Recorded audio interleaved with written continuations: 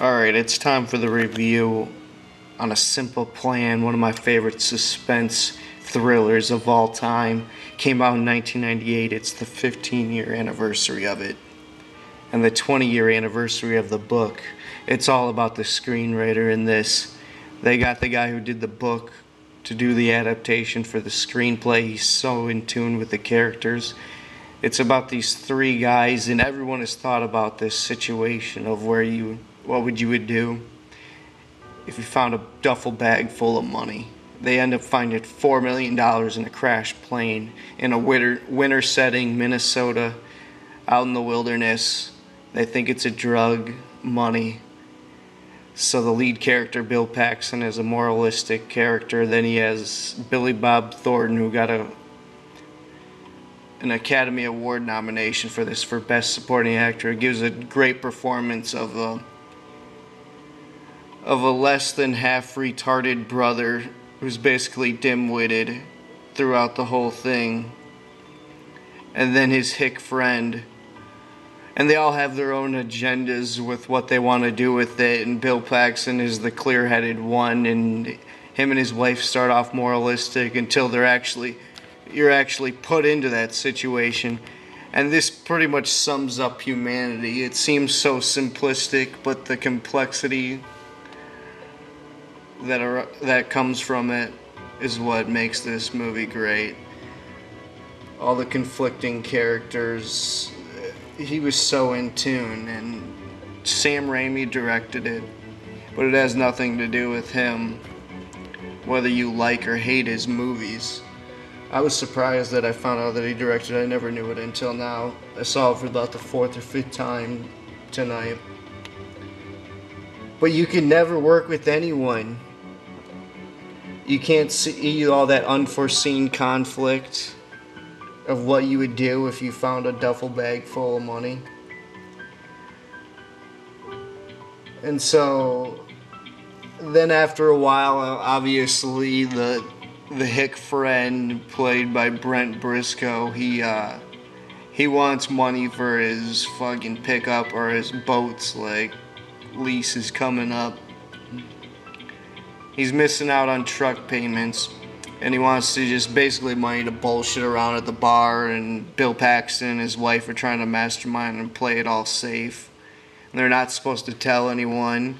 And they end up going to put a bunch of money back, and then they end up running into a local, so Billy Bob Thornton's retarded brother wasn't thinking straight, and he end up killing this old guy, and they make it look like an accident. So they have to keep on covering their tracks and fabricating and concocting and manufacturing all these different stories so that they don't get caught with the money. What they're waiting for is the winter to freeze over and spring to come so that they find the plane and see how it goes from there.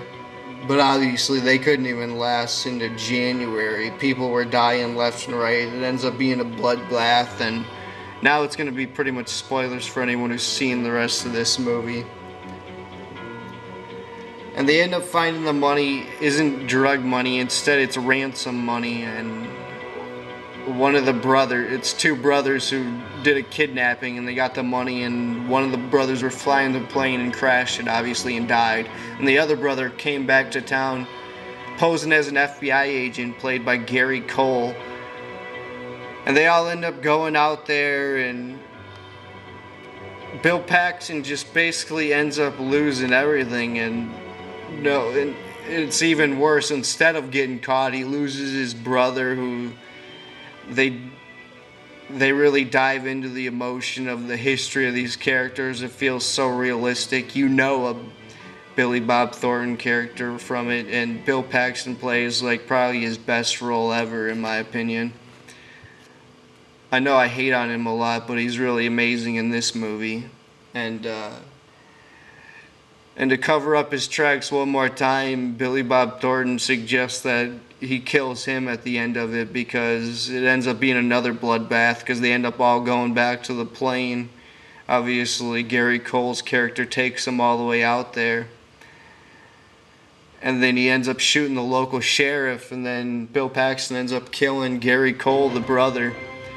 And then he gets taken in for total questioning, and And then he's basically forced to kill Billy Bob Thornton to cover up his tracks, and it's a really emotional scene where he has to cry through it, and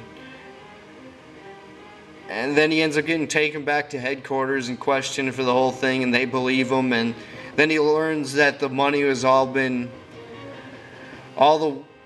money has been marked, and all the half or 1 out of 10 bills has been marked, and the serial numbers have been written down, and he realizes the nightmare is never gonna end.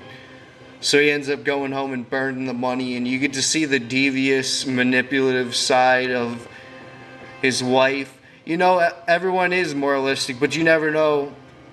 Even if you are a good person, it's all about the opportunity. If you're put with the opportunity of where the $4 million was dropped on her dining room table, what lengths would you go for that money, for the greed?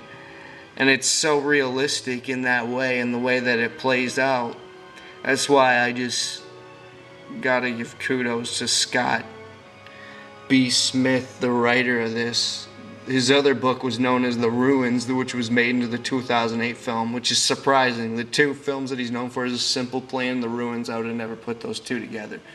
But an amazing film. I give it an A, which is a really high grade, but it's that great. Because you just can't, it's just one of those thrillers where you're at the edge of the seat and you just can't wait to see what happens next. And it's like you'd give anything to just see this movie over again. And that's why I've gone a few years without seeing it, because I saw it so many times when it came out. But it's a 2 hour and it never gets old, and great performances, great writing inside and out. Absolutely love it. I think I've said all I had to say. This was JBM from VillainRadio. Click on the channel. I'm